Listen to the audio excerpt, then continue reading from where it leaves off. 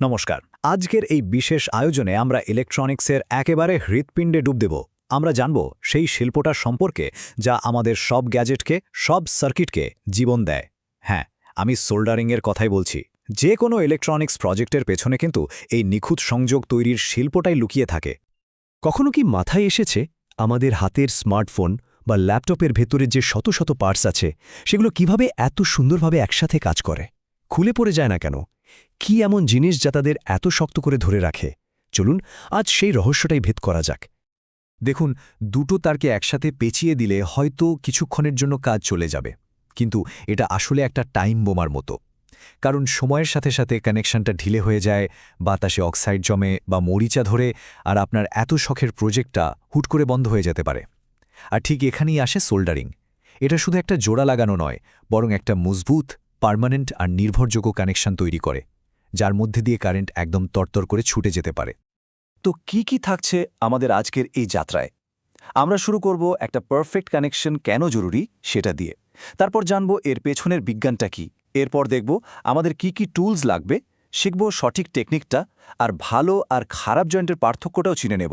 সবশেষে সেফটি আর কিছু next steps নিয়ে কথা বলবো। চলুন শুরু করা যাক।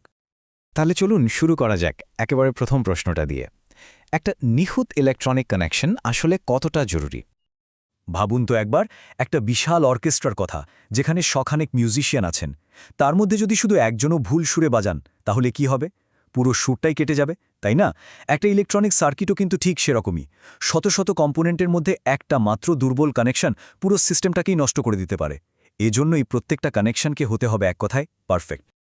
এবার চলুন একটু বিজ্ঞানের দিকে নজর দেয়া যাক। অনেকেই মনে করেন সোল্ডারিং মানে বুঝি মেটালের উপর গরম আঠা লাগানো। ব্যাপারটা কিন্তু মোটেও সেরকম নয়, বরং এর পেছনের বিজ্ঞানটা অনেক বেশি ইন্টারেস্টিং। মানে সহজ কথায় বলতে, সোল্ডারিং হলো এমন একটা প্রসেস যেখানে একটা ফিলার মেটাল, মানে একটা তৃতীয় ধাতু, যেটাকে আমরা সোল্ডার বলি, সেটাকে গলিয়ে দুটো ধাতব জিনিসকে জোড়া লাগানো হয়। এই গলানো সোল্ডারটাই ওই জয়েন্টের মধ্যে ঢুকে গিয়ে ঠান্ডা হয়ে একটা দারুণ শক্তিশালী বন্ড তৈরি করে। এটা একটা খুব কমন ভুল ধারণা যে সোল্ডারিং আর ওয়েল্ডিং একই জিনিস। না, একদমই না। এদের মধ্যে কিন্তু বেশ বড় একটা পার্থক্য আছে।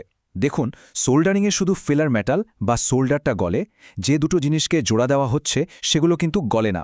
অন্যদিকে ওয়েল্ডিংয়ে মূল ধাতু দুটোকেই গলিয়ে একেবারে এক করে দেওয়া হয়। এটা খুবই সূক্ষ্ম কিন্তু খুব জরুরি একটা পার্থক্য।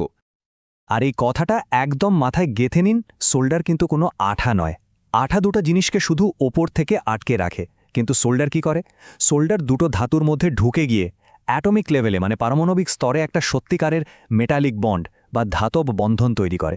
আর ঠিক এই কারণেই কানেকশনটা এত মজবুত হয় আর বিদ্যুৎও খুব ভালোভাবে চলাচল করতে পারে। তাহলে ব্যাপারটা আসলে কিভাবে ঘটে? প্রথমে গরম সোল্ডারিং আয়রনটা দিয়ে কম্পোনেন্টের পিন আর সার্কিট বোর্ডের কপার প্যাড দুটোকেই একসাথে গরম করা হয়। যখন জয়েন্টটা যথেষ্ট গরম হয়ে যায়, তখন গলানো সোল্ডারটা ওই গরম ধাতুর একদম আণুবীক্ষণিক ছিদ্রের মধ্যে ঢুকে পড়ে। এরপর যখন ঠান্ডা হয়, তখন এটা একটা super strong electrically conductive bond তৈরি করে ফেলে। তো থিওরি তো অনেক হলো, এবার আসল কাজে নামার পালা, তাই না? চলুন দেখে নেওয়া যাক এই কাজটা করতে আমাদের কি যন্ত্রপাতি বা টুলস লাগবে। আমাদের মেনলি 5টা জিনিস লাগবে। প্রথমত একটা সোল্ডারিং আয়রন, যেটা তাপ দেবে। দ্বিতীয়ত সোল্ডার, মানে যে মেটালটা গলে জয়েন্ট তৈরি করবে। তৃতীয়ত আমাদের সিক্রেট ওয়েপন, সোল্ডারিং ফ্লাক্স। চতুর্থত আমাদের ওয়ার্কপিস, মানে সার্কিট বোর্ড আর কম্পোনেন্ট। আর সবশেষে কিছু ছোটখাটো হ্যান্ড টুলস, যেমন প্লায়ার্স বা টুইজার। সোল্ডারিং আয়রন কেনার সময় এর ওয়াট বা ক্ষমতা কিন্তু খুব জরুরি একটা ব্যাপার। যেমন ধরুন, খুব ছোট আর সূক্ষ্ম কাজের জন্য, যেমন আইসিতে কাজ করার জন্য 25 থেকে 35 ওয়াটের আয়রনই যথেষ্ট।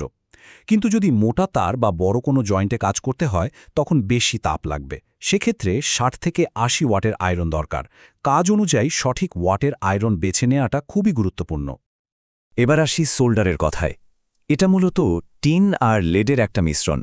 সবচেয়ে বেশি ব্যবহার হয় 60-40 অ্যালয়, মানে 60 ভাগ টিন আর 40 ভাগ লেড। এটা প্রায় সব ধরনের সাধারণ কাজেই চলে যায়। কিন্তু কিছু খুব সেন্সিটিভ কম্পোনেন্ট থাকে যেগুলো বেশি তাপ সহ্য করতে পারে না। তাদের জন্য আছে 63-37 সোল্ডার, যেটা একটু কম তাপমাত্রায় গলে যায় আর খুব তাড়াতাড়ি জমে যায়। আর এখন আসছে সোল্ডারিংয়ের আসল ম্যাজিক, ফ্লাক্স। দেখুন, যে কোনো ধাতুর উপরেই বাতাসের সংস্পর্শে এসে একটা অদৃশ্য ময়লার স্তর বা অক্সাইড লেয়ার তৈরি হয়। এই ফ্লাক্স সেই অক্সাইড লেয়ারটাকে একদম পরিষ্কার করে দেয়, ফলে গলানো সোল্ডারটা খুব মসৃণভাবে ছড়িয়ে পড়তে পারে। ফ্লাক্স ছাড়া একটা পারফেক্ট জয়েন্ট বানানো প্রায় অসম্ভব। বেশ, যন্ত্রপাতি তো সব জোগাড় হলো। এবার তাহলে হাতে কলমে কাজ শুরু করা যাক। চলুন ধাপে ধাপে দেখে নিই একটা পারফেক্ট সোলজার জয়েন্ট কিভাবে তৈরি করতে হয়। একটা পারফেক্ট জয়েন্ট বানানোর জন্য মাত্র 5টা সহজ স্টেপ ফলো করতে হবে। 1 নম্বর, পরিষ্কার পরিচ্ছন্নতা। কম্পোনেন্টের লেগ আর পিসিবি প্যাড দুটোই পরিষ্কার করে নিন। 2, জয়েন্টটাকে গরম করুন, আয়রনকে নয়, মানে আয়রনের মাথাটা দিয়ে পিন আর প্যাড দুটোকেই একসাথে টাচ করে 2-3 সেকেন্ড গরম করুন। 3, এবার সোল্ডারটা দিন গরম জয়েন্টের উপরে, আয়রনের উপরে নয়। এটাই সবচেয়ে জরুরি স্টেপ। 4, পরিমাণ মতো সোল্ডার গলে গেলেই তারটা সরিয়ে নিন।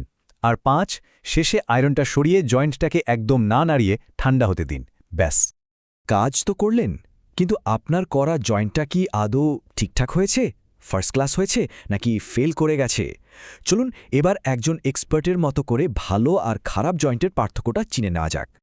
একটা ভালো জয়েন্ট মানে পারফেক্ট জয়েন্ট দেখলেই চেনা যায় এটা হবে একদম চকচকে মসৃণ, আর এর আকৃতিটা হবে একটা ছোট আগ্নেয়গিরির মতো। এর মানে হলো সোল্ডারটা পিন আর প্যাড দুটোকেই খুব ভালোভাবে ভিজিয়ে দিয়েছে। উল্টো দিকে একটা খারাপ জয়েন্ট দেখতে হয় ম্যাটে খসখসে আর গোল বলের মতো। এর মানে হলো সোল্ডারটা ঠিকমতো ছড়ায়নি আর কানেকশনটা ভেতর থেকে খুবই দুর্বল। আচ্ছা, এই খারাপ জয়েন্টগুলো হয় কেন? কারণগুলো কিন্তু খুবই সাধারণ, আর একটু খেয়াল রাখলেই এগুলো এড়ানো যায়। যেমন হয়তো জয়েন্টটা যথেষ্ট গরম হয়নি, অথবা এত বেশি গরম হয়েছে যে ফ্লাক্সটাই পুড়ে গেছে। সারফেসটা অপরিষ্কার থাকলেও এমন হতে পারে। আর সবচেয়ে কমন যে ভুলটা হয় সেটা হলো জয়েন্ট ঠান্ডা হওয়ার আগেই ওটাকে নাড়িয়ে ফেলা। তো প্রায় সবই তো জানা হলো, শেষে দুটো খুব জরুরি বিষয় নিয়ে কথা বলবো। প্রথমটা হলো, যদি ভুল হয়েই যায় তাহলে কি করতে হবে, আর দ্বিতীয়টা হলো পুরো কাজটা নিরাপদে কিভাবে করতে হবে। দেখুন, কাজ করতে গেলে ভুল হতেই পারে, আর ইলেকট্রনিক্সে ভুলের সমাধানও আছে। এটাকে বলে ডিসোল্ডারিং, মানে সোল্ডার রিমুভ করা। এর জন্য ডিসোল্ডারিং পাম্প বা উইক ব্যবহার করা হয়। এটা অনেকটা ভ্যাকুয়াম ক্লিনারের মতো, গলানো সোল্ডারটাকে শুষে নেয়। সোজা কথায় এটা আপনার আন্ডু বাটন। আর সবশেষে সবচেয়ে গুরুত্বপূর্ণ কথা, সেফটি। এটাকে কিন্তু একদম হালকাভাবে নিলে চলবে না। গরম সোল্ডারিং আয়রনটা সবসময় এর স্ট্যান্ডের ওপর রাখুন। যেখানে কাজ করছেন সেখানে যেন যথেষ্ট বাতাস চলাচল করে। ছোট কোনো কম্পোনেন্ট ধরার জন্য টুইজার ব্যবহার করুন, হাত দিয়ে নয়।